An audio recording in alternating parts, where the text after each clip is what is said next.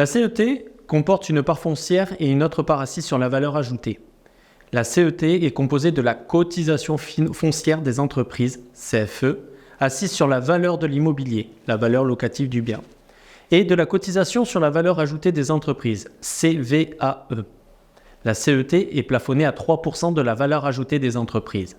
Ainsi, l'addition des deux éléments est susceptible de faire l'objet de dégrèvements.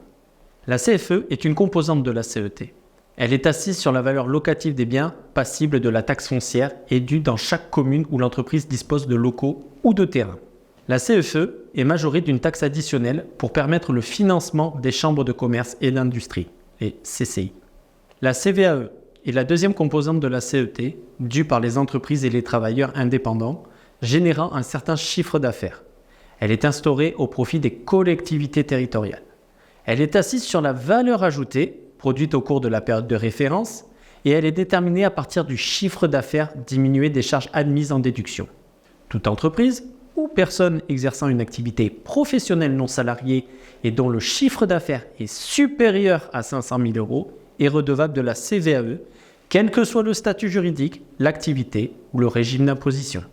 Toute entreprise ou personne exerçant une activité professionnelle non salariée et dont le chiffre d'affaires est supérieur à 152 500 € ont l'obligation de faire la déclaration de la valeur ajoutée et des effectifs des salariés, même si elles ne sont pas redevables de la CVAE. Vous trouverez en dessous un exemple de calcul que je vous conseille de comprendre pour pouvoir aborder l'exercice qui vous attend sereinement.